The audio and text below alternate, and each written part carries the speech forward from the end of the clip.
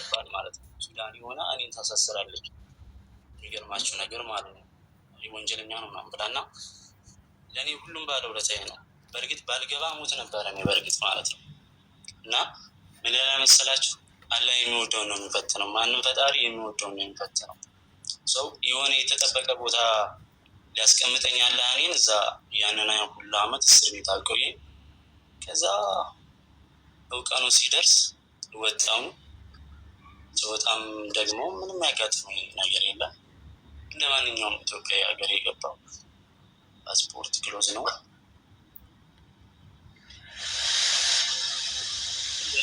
ባይዘው ይውላችሁ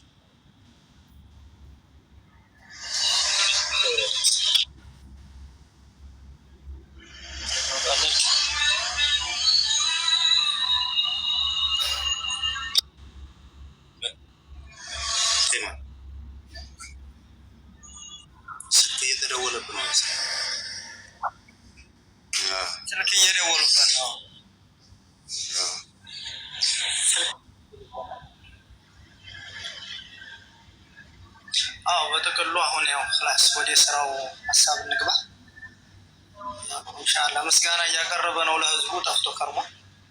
ስሌማን ሻው እንዲያው ይህ ነገር ከተጀመረ እውነት ለመናገር ስሟን መጥቀስ ባልፈልግም ምናልባት እንግዲህ ያለሽበትን ኮንዲሽን ስለማላቅ ከጀርባ ጠንካራ እህት ነበረች። እሷ ደግሞ አሁን ቅድም ስሌማን ስታችሁ ነበረ የጠበቀው ጉዳይ እና አብሽሩ ፖለቲካ ሆነ አልዋራም። ብዙዎች ፖለቲካ እንዳትወራደራ ምናምን ነው የሚሉ እኔ ፖለቲካ አልዋራም። ሰው ያሳልፍኩት ነገር ነው ያወራሁት። እና ማንንም ደግሞ ሀገር ለማማረር አይደለም። አንድ ሀገር መንግስት አሸባሪ ወይም ወንጀለኛ ነው ተብሎ በመጣለት ሪፖርት ይዞ የመመርመር የማሰር ግዴታ አለበት። እኔም ታሰርኩ፣ ተመረመርኩ፣ ነፃ ወጣሁ። ግን ነፃ ስወጣ ሁለት አይነት አወጣጥ አለ። እኔ ሳውዲዎች ማለት ነው በጣም ያደነኳቸው ነገር የዛን ሀገር መንግስት የማደንቅበት አንድ ነገር ልንገራችሁ። ማንም ባልሰራው ወንጀል እንደማይፈረድበትና የተፈረደው ነገር ተቀባይ እንደሌለው ነው። ለምሳሌ የትም ሀገር ይሁን ማለት ነው የምነግራችሁ ነገር ማለት ነው። አንድ የውጭ ጉዳይ ሚኒስቴር የራሱን ኮሚቴ አዋቅሮ እስረኞች ያላቸውን ቅሬታ አቅርቡ ተብለን ስናቀርብ በዛ ቅሬታ መሰረት ነው የፍርድ ካንስል የተባለው ማለት ነው። እና ስወጣ እንኳን የሚገርማቸው ነገር አስረውኝ እንኳን የመጨረሻ ያን እንትን ከፍርድ ነፃ ምናምን ተብዬ በቃ ከዚህ በኋላ ወደ ሀገር ነው የምንልክህና ራስን ጠብቅ፣ ኢትዮጵያ ውስጥ ለሚሆነው ነገር እኛ ኃላፊነት አንወስድም። ቀይ መስቀልና ዓለም አቀፉ የጋዜጠኞች ማህበር ጉዳዩን ይከታተሉልሃል። ወጣት ስለሆንክ ነው ስሜታዊ አትሁን። በሆነው ነገር አዝነናል፣ ይቅርታ፣ ይህን ያህል ዓመት መታሰር አልነበረብህም። አስፈላጊ የተባሉ ነገሮችን ሁላ ያንተ ህይወት እንዲቀጥል እኛ ምንም አይነት እንግልት እንዲያገኝ እንኳን ስለማንፈልግ ካለው መንግስት ጋር እንነጋገራለን። ይቅርታ እንኳን ብሎ በግለሰብ እንኳን ማለት ነው። እና ያሰረኝ እንኳን ዛብጥ ቀድዬው መርማሪ ጀነራል በጣም አደንቀዋለሁ። እና ለዚህ ሁሉ የዳረገኝ ምንድን ነው?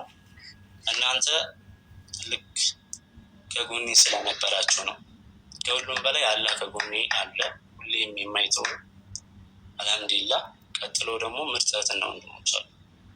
ከዛ ያውላ ነገር አለፈ። ኢትዮጵያ መጣሁ። ኢትዮጵያ ደግሞ አንድ ሰው ቤትም ሀገር መውጣት አይችልም። እኔ እዚህ ሀገር ላይ ስመጣ ማውቀውን የሳውዲን ነው ማለት ወጣትነትና አንድ ሰው ራሱን ያውቅበት እና አትግባባም ከሰው ጋር ማለት አይደለም። ቢያንስ ወደ 2 ወር ምናምን አይኔም ነበርና ቀስ እያለ የለመድኩት ያለፈ። ከዛ በኋላ እንደነበረ ስራ ለመስራት እንኳን ሰርች ሲደረግ በጣም ግራ ያጋባል።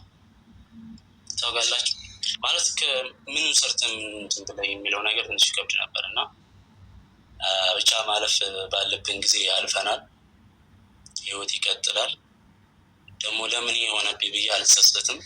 ምናልባት ወንጀለኛ ተበጄ የታሰርኩበት ምክንያት በእነሱ መንገድ እኔ ወንጀለኛም ልሆን እችላለሁ። ሰው እንደራሱ ነው የሚተረጉመው። ወይም ከሆነ አላውቅም በእነሱ መንገድ ያው እዚህ ጋር ታውቃላችሁ አንዳንድ ጊዜ መሸነፍና መሸናነፍ አለ። ደግሞ እኔ ተሸናፊ ነኝ እዚህ ጋር ማለት ነው። 3 አመት ትታሰራለህ፣ ዳግም ትሸነፋለህ ይመስለኛል። አማርኛ ከተረጎሙ ነው ይገባቸዋል። እና ተሸነፍክበት ቦታ ላይ ደግሞ ሽንፈትን አምኖ መቀበል ግዴታ ነው። ሰውኛ እኔ እንደ ግለሰብ እቀበለዋለሁ።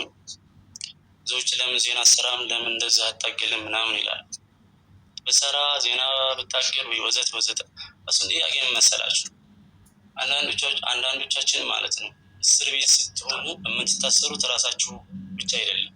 ልጅ ይታሰራል፣ እናት አብራ ትታሰራለች፣ አባት፣ እህት፣ ወንድም፣ ወዳጅ ዘመድ ሁሉም አብሮ ይታሰራል። ሲታሰር አንድ ሰው ግለሰብ ብቻ አይደለም የሚታሰረው። ማንም እስረኛ ብቻውን አይደለም የሚታሰረው። እሱ በታሰረበት ምክንያት ሚስቱም፣ ልጁም፣ አባቱም፣ እናቱም፣ እህቱም የህሊና እስረኛ ናቸው። ቆሞ ስለተራመደ ብቻ እስረኛ አይደለም። ምክንያቱም 24 ሰዓት የሚያስቡ እስር ቤት ስላለው ልጃቸው፣ ወንድማቸው፣ ወይ ባላቸው ወይ ጓደኛቸው ነው እና ስለዚህ እኛ አምነንበት ያን ነገር 3 ዓመት ዋጋ ከፍለናል። ከተሸነፍን ብቻ ሳይሆን ደግሞ በአንድ መንግስት ቁጥጥር ስር እስካለን ድረስ ዝም ብለን የራሳችንን ኑሮ መቀጠል ነው። ከዛ ሊበራል አካታች የሆኑ ሀሳቦችን መጻፍ ነው። ያ ማለት ምንድነው? ለህዝቡ የሚጠቅመው እንጂ እንደዚህ ፊት ለፊት አይቻልም፣ ለእኛ ምንሰኑልን እየተዛዘን እንቀጥል። ክህደት ምናምን የሚሉ ደግሞ አሉ አንዳንድ ሰዎች በውስጥ መጥተው ማነው አማራን ካድከው ነው። እኔ ከ2021 እስከ 2023 ድረስ ለኢትዮጵያ ነው የታገልኩት፣ ለአባይ ግድብ ማለት ነው። ኢትዮጵያ ውስጥ ዲጂታል ዲፕሎማሲ አይታወቅም። የሚታወቀው የኤምባሲዎች ደብዳቤ የድሮ አሰራር ነበር። ዲጂታል ዲፕሎማሲ በዚች ሀገር እንዲሰርጽ ያደረግኩት እኔ በልማጋነን አይደለም፣ ማንም አይታወቅም ነበር። ቲዮተር ሃሽታግ ምናምን የለም። ለምሳሌ ኖሞር ምናምን እኔ ነበር ክሬት ያደረጓቸው፣ ሌሎች ያው ዝነኛ ቢሆኑበት እና ሀብታቸውን ቢያፈሩበት ማለት ነው። ከውጭ ሚዲያዎች ጋር ደግሞ እንደኔ በጣም ቅርርብነትና አብሮ የሚሰራ ሰው የለም ነበር። ለኢትዮጵያ ለአባቴ፣ ለእናቴ፣ ለእህቴ፣ ለወንድሞቼ አንድ ነገር ሳላረግላቸው ለኢትዮጵያ እኔ በጣም አገልግዬላታለሁ። እኔ በዚህ በጣም ደስተኛ ነኝ። ያ ግድብ የኢትዮጵያውያን በጣም ኩራት ነው። በቻልኩት አቅም ድምፅ ሆኛለሁ የማሏሽበት ነገር ማለት ነው። በጣም ያኔ ነበር እንደውም ለእኔ በጣም ቻሌንጅ የምነግራችሁ ነገር ማለት ነው። ምክንያቱም የአረብን ገቨርንመንት እዛ ጋር መታገል ማለት ወንድነት ይጠይቃል። እኔ ነግራችኋለሁ። እኔ በዛን ጊዜ ያንን ሁላ ትግል ስመራ እንትን ስናደርግ እኔ እንጃ ህይወቴ ለራሱ እንኳን ጥሩ ህይወት እንኳን እየኖርኩ ምናምን አይደለም። ገና ልጅ ነኝ። ገና ምንም እንትን የምለው ነገር የለም። ግን የሀገር ፍቅር ነበር እንትን ያለና 3 ዓመት ለኢትዮጵያ ታግያለሁ። ኢትዮጵያ ለእኔ አንድ ብር ከፍላኝ አይደለም ምስጋና ሰጣኝ አታውቅም። እንድትሰጠኝ እንድትከፍለኝ አይደለም፣ ግን መሆን ስላለበት ነው። እልህ ነው። እኔ በተፈጥሮዬ አንድ የምነግራችሁ ነገር ማለት ነው። አሁን አረቦች ሙስሊም ናቸው፣ አንተም ሙስሊም ነው ወይም እኛም ሙስሊም ነን፣ ለምን እኛን ዞረህ ትታገላለህ የሚሉ ነበሩ በዛ በህዳሴ ግድቡ። ሃይማኖትና ፖለቲካ ይለያያል። እህት ወንድሞች የምነግራችሁ ነገር ሃይማኖት አንድ ቢሆን ቋንቋ አንድ ቢሆን ቢባል ሶማሌዎች ከሁላቸውም ተመሳሳይ ሃይማኖትና ተመሳሳይ ቋንቋ ያላቸው ናቸው። ግን ስንት ሶማሌ ነው ያለው? በጣም ብዙ ነው። ኢትዮጵያ ውስጥ ያለው የሃይማኖት መሰረት ያደረገ ፖለቲካና ኢትዮጵያ ውስጥ የሚኖረውን ነገር ከሃይማኖት ጋር ካያያዝ ነው። ሃይማኖት አይገራም፣ ኤዲት አይደረግም፣ በሀሳብ አይመራም። ቅዱስ ቁርአን አንዴ ነው የወረደው። ያንን አስተካክላለሁ ካልክ ያው መካድ ነው። መጽሐፍ ቅዱስም አንዴ ነው ተጽፎ ወደ ሰው ልጆች የመጣው አይደለ? ያንን አስተካክላለሁ ካልክ የራስን ሃይማኖት መመሰረት ነው። እና እኔ ሌላ ሀገር ፓኪስታን፣ አሜሪካን፣ ሌላ ሀገር ካለ ሙስሊም በሃይማኖት ልጋራ እችላለሁ።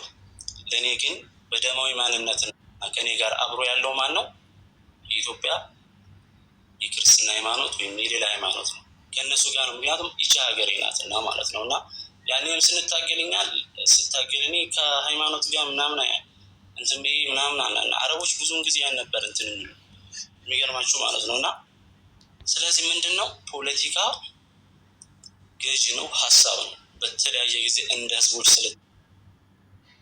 ስልጣኔና እንደ ህዝቦች እድገት ሀሳቦችን እየቀያየረ እንትን የሚል ነው። ሃይማኖት ደግሞ አይቀየርም፣ አይለወጥም። እና በሃይማኖት ልንለያይ እንችላለን እንጂ በሀገር ደረጃ፣ በማንነት ደረጃ፣ በቀለም ደረጃ ሁላችንም አንድና አንድ ነው። ስለዚህ የሃይማኖት ፖለቲካ አይሰራም ልላችሁ ፈልጌ ነው። እኔ ምን አገባኝ? ማንም ምንም ይመን ሁላችሁም ቀብር ውስጥ እያንዳንዳችን እኮ የምንሞተው ብቻችን ነው። ከአረቦች አንድ አባባል ግን የምወደው እንደው ታውቃላችሁ፣ ከፈን ላይ ሰለው ጀብ የሚባል አለ። ከፈን የነጩ ጨርቅ አለ አይደለም? እሱ ተጠቅለን የምንሄድበት ኪስ የለውም። ኪስ በሌለው ከፈን ተጠቅለን ለምንሄድበት ነገር ከእውነትም አንራቅ፣ አንፍራም፣ እርስ በረሳችንም አንጥላላ። ምክንያቱም መጨረሻችን እንደዛ ነው። በዛ ከፈን ውስጥ ብቻችን የቀብር ጥያቄ እንጠይቅ እንጂ ለብቻ ከዚህ ጋር ለምን ግሩፕ አልሆንክም ብሎ የሚጠይቅ ሁሉም ወንጀሉን ራሱ ነው የሚጠየቅበት። እና ያን ትግል ስናደርግኛ እንደዛ ብለን አይደለም። ደስ የሚለው ነገር ግን ግድቡም አልቋል። በጣም ደስ ይላል። ግድቡም ራሱን ጠብቋል። በጣም ደስ ይላል። እኛም እዛ ጋር ታሪካችንን ጽፈናል ማለት ነው። ይህ የሚቀጥል ነው። ለአማራ ደግሞ አልካየትም ቢባል የሚባለው ውሸት ነው። እኔ አልክደውም። በክደው የትኛውም መንግስት ሚዲያዎች ላይ የትኛውም የመንግስት የስልጣን እርከኖች ላይ ገብቼ መስራት እችላለሁ። መብቴ ነው። መካድ ምናምን ከፈለግኩ ግን እኔ እሱን አላስበውም። ታውቃላችሁ፣ እሱን አላስበውም። አሁን የምፈልገው ምንድን ነው? በፊት ወጣት ሆናችሁ ኢኮኖሚካ ራሳችሁን ሳታደራችሁ ወደ ትግል ስትገቡ ያ ትግል በሆነ ችግር እናንተን መፈተን ሲጀምራችሁ ምንድነው መጨረሻ ላይ እናንተ ትደክማላችሁ። የስነ ልቦና ተጽዕኖ ይመጣል። ሰው ሱሌማን ምን አደረገ? ከዚህ በኋላ አሁን ፖለቲካውን ቀስያን ማዕከላዊ የሆነ ሀሳቦችን እንሰጣለን፣ ግን አልካድንም። መካድ እንደዚህ አይደለም። ክዷል ብሎ የሚያምን ደግሞ እንግዲህ እኔ እንጃ ከዚህ በፊት ታግሎ ያፈራው ፍሬ ካለ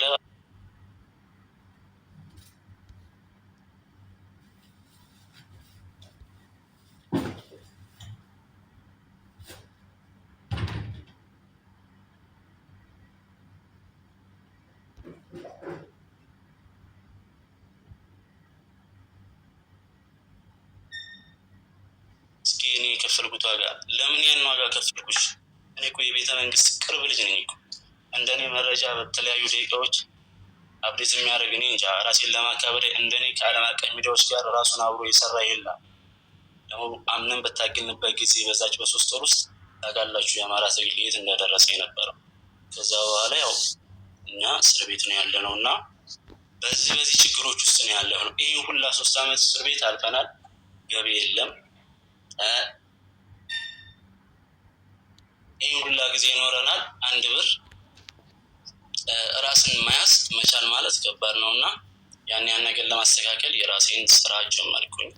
የራሴን ስራ ደግሞ የምሰራው እንደነገርኳችሁ ውጭ ሀገር አድገን ተምረን እዚህ ሀገር የምንመጣ ሰዎች የሆነ ስራ ቶሎ ብለን ለመጀመር እንቸገራለን። በእርግጥ እኔ ስማቸውን እዚህ ጋር መጥቀስ አልፈልግም። ይህ ስራ የእነሱ ሚና ባለቤት ነው። ገንዘቡ የእነሱ ነው። ወላሂ ነው የምላችሁ። ሀብትነቱ የእነሱ ነው። በጣም ያገዙኝ እነሱ ናቸው። ታውቃላችሁ ኢትዮጵያ ውስጥ ያሉ ሰዎች ማለት ነው። ግን ምን አደረጉ? አሁን አንተ ራስህን ማደራጀት አለብህ። በቃ ለምን ዝም ብለህ ትኖራለህ? ነገሮች እስከሚስተካከሉ ጎበዙን ምናምን ብለው ስራ ሰጥቶኝ ስራዬን በተመለከተ አብራራላችኋለሁ። እዚህ ጋር ሁሉም ነገር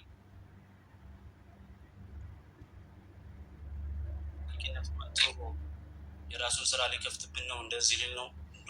እኔ እንደዚህ አይነት ህሊና የለኝም። እኔ ከምንም ነገር አልሆንም። ምክንያቱም ካሳለፍኩት ህይወት ይልቅ ወደፊት የሚመጣውን ህይወት የተሻለ ይሆናል ብዬ ነው ያሳለፍኩት። ለእኔ ትምህርት ቤቴ ነው። የሰው ልጅ እኛ ዩኒቨርሲቲ ግራጁዌት አድርገን ስንወጣ እዚህ እንደርሳለን ብለናል። ግን የምንኖርለት ዓላማ እስካልደረስ ያን እናሳካለን ብለን ነው እና ያ ይሳካል። ስለ ስራዬ ተጨማሪ ማብራሪያ እሰጣችኋለሁ። አዲስ የገባችሁ ካላችሁ እንኳን ደህና መጣችሁ እላለሁ። ጆከር ወንድሜ እንዴት ነህ? ሰላም ነው? እንኳን ደህና መጣ። ሀሳብ መስጠት ትችላላችሁ። ሚውት ላደርግላችሁ ነው። አመሰግናለሁ።